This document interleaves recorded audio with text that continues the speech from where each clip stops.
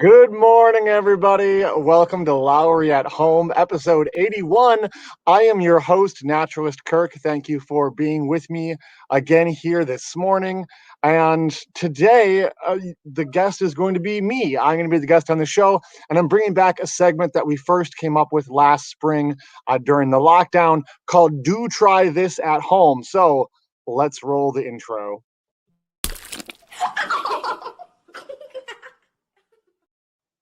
All right, I've got to do try this at home for you, and it's for you rock hounds, those people who like getting outside and looking for rocks. Now, we are here in Minnesota, and our state rock is the Lake Superior agate, and I'm hoping that some of you have been out looking for agates before, but we are not talking about agates today. I'm going to give you something else to look for, maybe out while you're looking for agates, something that I think is rarer than agates, and in some ways even cooler than agates, is this rock right here. And you're going, okay, there's no way that is cooler looking than an agate. But I didn't show you the backside. Look at this rock real quickly. I'm going to turn it around. Oh, do you see that? There is a hole in this rock. Now, it doesn't go all the way through. It looks like a little pinky impression in this rock, a perfectly round hole. This rock is called an Omar, and they can be found here in Minnesota. They're really cool. I want to tell you what they are, but first I want to tell you what they're not by picking up some other rocks. Just for the 5 minutes before the show, I walked around here in my backyard, and my backyard, I've got lots of rock like this. This is landscaping rock, all from here in Minnesota. This is washed gravel that is glacial, comes out of the glacial till or glacial outwash. We have tons of this stuff, and it's what we put around our houses here. Different states, people tend to put rocks from around their area around their house because it's expensive to ship rocks a long way. They are heavy. So these are all, rocks from here in Minnesota, maybe not from my neighborhood, but from the Twin Cities here. And just as I walked around, I found a whole handful of rocks right here. And these all have holes in them. Can you see all the holes in there? Okay, a bunch of holes in that one. This one's got just one little hole in there. This one's got a couple little holes. But these rocks have got lots of little holes in them. So holes in rocks are not especially unusual. But all of these rocks have something in common. These ones are kind of reddish and are most likely a rock called rhyolite. This comes from northern Minnesota. If you've ever been up to Shovel Point along Lake Superior, that whole outcropping is all rhyolite, and it's a volcanic rock. So this is really cool in and of itself. These little holes, here's a nice big one here, like that, were once air bubbles inside lava. So this was once, liquid rock when the earth kind of opened up and we started to get these lava flows.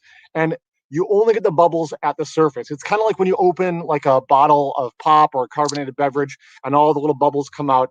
As lava gets close to the surface, those bubbles start to kind of foam up and want to come out of there, out of solution in the lava. And so closer to the surface, you'll get lots of little bubbles, and maybe something from this rock probably came from further underground, and there's only a couple holes in there. So you can find rocks with holes in them in Minnesota, but that's not what I'm talking about. I'm talking about these rocks. And like I said, this is called an Omar. It's a really cool thing to look for.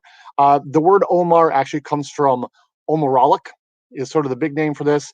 This is a specific rock from a specific known rock formation. Now, you got to get your map out if you're not familiar with Canada and Canadian geology and where things are. But you might be familiar with Hudson's Bay. That's the big giant chunk of water up in Canada that's actually connected out to the ocean, sort of in the eastern half of Canada. And if you look on a map, go ahead, look, not right now, but look later, in the southeastern corner of the map there in Hudson's Bay is a little archipelago of islands, and they're called the Belcher Islands. And that is where these rocks come from. It's the only place on Earth where these rocks are formed. Now, when I first found one of these, I looked at this rock and it's this sort of this gray, smooth looking, very hard rock. And I said, oh, I know what this is. This is basalt. We get lots of basalt in Minnesota. And I was wrong. I was totally wrong. This is not basalt. It's sort of a basalt look-alike. It looks a lot like basalt because actually it's made from salt, or not salt, from basalt. This is sandstone, which kind of blows my mind because this does not look like the sandstone I'm used to seeing. I think of sandstone as being made out of sand, right? Sandstone is often very crumbly. A lot of the sandstone we see here on the Twin Cities, if you drag your finger across it, it just falls apart because it's poorly cemented. This is a very well cemented sandstone, and the grains of sand are not like a limestone type, grains of sand, or um, like made out of the sand grains you'd find on a beach, which have a lot of quartz and things in them.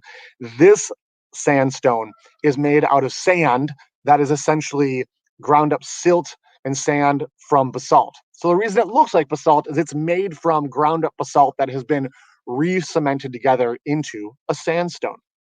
Well, when you get sedimentary rocks, you can get something called a concretion that can form in those sedimentary layers. And a concretion is a collection of minerals that start to kind of grow all together, and they often form little spheres within rocks of a different material than the parent material. What do you see that little hole in there? That was a concretion in this Omarolic formation up in Canada.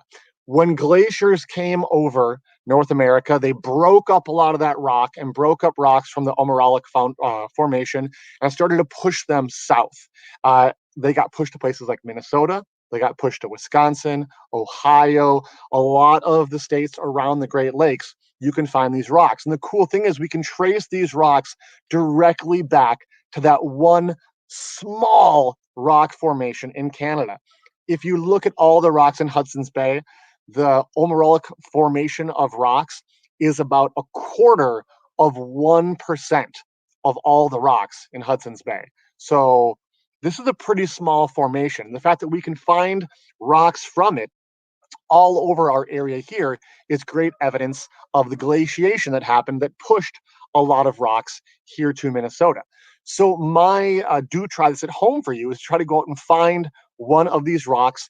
They often are, they're going to be this gray color. They are not going to be, oh, I dropped them all, kind of this reddish color. It doesn't probably show up as well on the camera. These are kind of a reddish hue. The ones you're looking for are kind of grayish, look like basalt, and they often have about this size of hole in there. What probably happened then is because this is a weak spot, this is where the rock cracked, and eventually the softer concretion eroded away and left this really cool hole in there.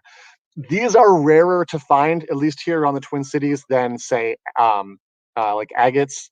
We find a lot of like agates around here, but you can look for these. It's really cool. People, I think, in the past kind of thought they were, in some parts of the world, kind of had magical properties because they kind of wondered how that hole got in there. We know how the hole got in there now, but I think still makes them kind of magical.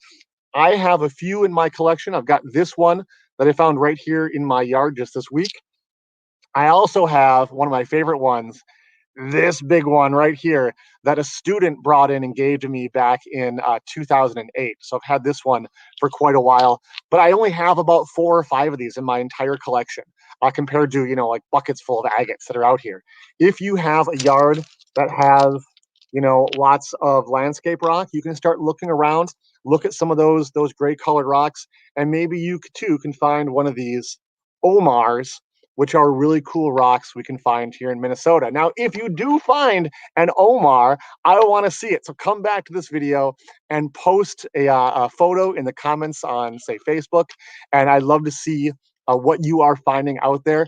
The fun thing about looking for these is you may not find one, but when you really start to look really carefully at a lot of the rocks out in your yard, or at a neighbor's yard, or a grandparent's yard, or maybe even a school, what you'll start to find is that there's all kinds of amazing rocks out here.